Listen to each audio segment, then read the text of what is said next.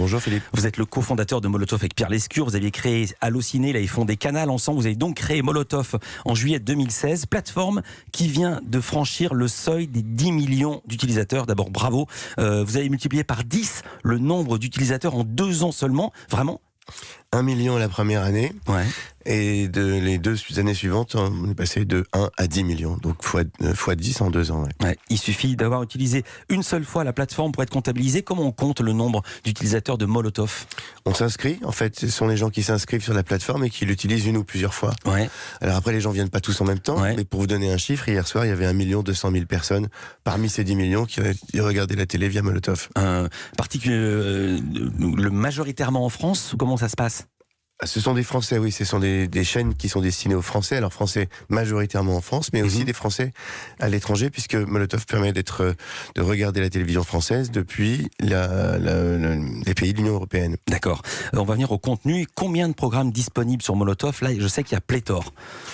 On a fait les comptes justement avant d'envoyer ce communiqué. Il y a une trentaine de milliers de programmes disponibles sur Molotov à tout instant, qui sont renouvelés chaque jour, puisque les chaînes diffusent des nouveaux programmes tous les jours. Donc les uns remplacent les autres. D'accord. À quoi ça sert d'avoir autant de contenu? 30 000 titres.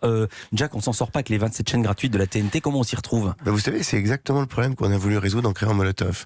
Il y a 20 ans, vous le savez Philippe, il y avait 6 chaînes. Ouais. Puis il y en a eu 12, puis il y en a eu 120, puis 150 et 200, plus l'Internet, etc. Le problème, c'était de pouvoir s'y retrouver.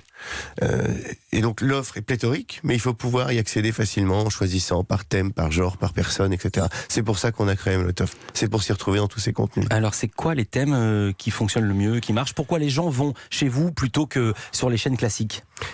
Il y a les chaînes classiques sur Molotov. Bien sûr. Les gens viennent voir les chaînes classiques, les contenus des chaînes classiques sur Molotov. Ils viennent chez nous parce que c'est plus facile. Ils le font sur n'importe quel écran, leur smartphone, leur tablette, leur téléviseur. Ils le font avec des critères. Je veux regarder du cinéma, je veux regarder des documentaires, je veux regarder une émission spécifique sur tel ou tel sujet. Et vous le trouvez instantanément. Vous pouvez mettre en alerte des sujets, en alerte des clubs de foot, des personnages, des personnalités. Par exemple, la personne qui est passionnée de handball féminin peut mettre handball féminin et bim, ça tombe chaque fois qu'il se passe quelque chose. Exactement. Voilà. Qu'est-ce qui marche le mieux? Divertissement, info, sport ou tout ça à la fois? C'est quoi vos gros...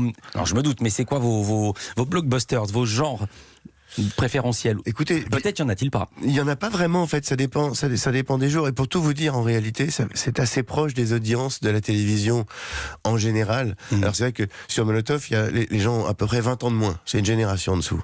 Donc je dirais que ce sont plutôt les chaînes qui couvrent ces générations.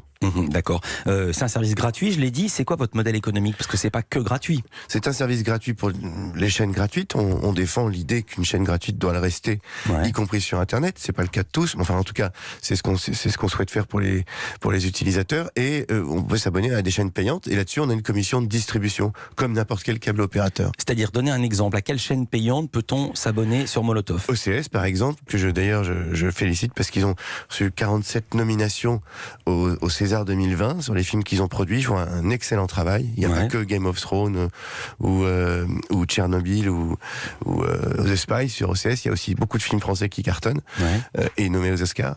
Donc quand vous vous abonnez à OCS, ça coûte une dizaine ou une douzaine d'euros par mois. On a une commission de distribution à chaque fois que les gens s'abonnent à la chaîne. De la même manière qu'on peut avoir OCS dans son salon si on est un abonné Orange. Là, on peut avoir OCS sur sa tablette, sur tous ses devices, comme disent les pros, en étant abonné à Molotov. C'est quoi la part de vos utilisateurs qui prennent du payant? On a annoncé un chiffre là en fin d'année. On a 200 000 abonnés. Non, je souris parce que j'adore la phrase. On a annoncé un chiffre, mais est-il vrai? Non, mais il est vrai, absolument. Non. Ce que je veux dire, c'est que on a communiqué sur ces chiffres, ce qu'on ne faisait pas avant. C'est ça que je voulais dire. On a à peu près 200 000 abonnés qui ont pris pour un abonnement et demi, donc on a 350 000 abonnements vendus. En 2019, ces chiffres que vous avez donnés, ils sont très précis. Vous avez enregistré une hausse de 63% du temps passé sur la plateforme et une augmentation de 82% de la prise d'abonnement. Qu'est-ce que vos utilisateurs regardent? Vous me l'avez dit, c'est tout comme sur les chaînes classiques, mais pour quel programme viennent-ils chez vous en payant? Je vous l'ai dit, du cinéma, des chaînes payantes qui sont soit des chaînes de sport, ou là on a lancé des chaînes ethniques et communautaires sur l'Afrique et le Maghreb. On a eu énormément de prises d'abonnement là-dessus. Qu'est-ce que c'est des chaînes ethniques et communautaires? Ce sont les chaînes africaines ou du Maroc ou du Maghreb, où les communautés qui vivent en France peuvent accéder aux chaînes de leur pays. On va lancer bientôt des chaînes chinoises, japonaises. Voilà.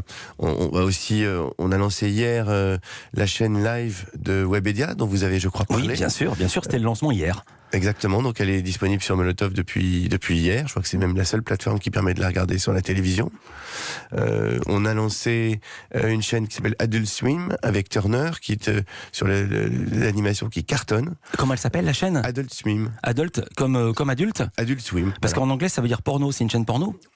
Pas forcément porno. Les films adultes, c'est les films porno. En l'occurrence, ce sont des dessins animés. Donc d'accord, c'est pour ça que j'étais très étonné. Donc c'est des dessins animés, mais ça s'appelle adulte. Adult Swim. D'accord. Swim, ça veut dire nager. Nager. Et ça cartonne. D'accord. Ça cartonne. C'est vraiment un très très bon moyen mnémotechnique. Franchement, si j'avais une chaîne de dessins animés, je l'appellerais Nager adulte et je passerais des dessins animés. C'est très connu, Philippe. Bien sûr, bien sûr. Là, on a BFM a annoncé le lancement de BFM Lyon et BFM Lille, qui vont être disponibles également sur Molotov.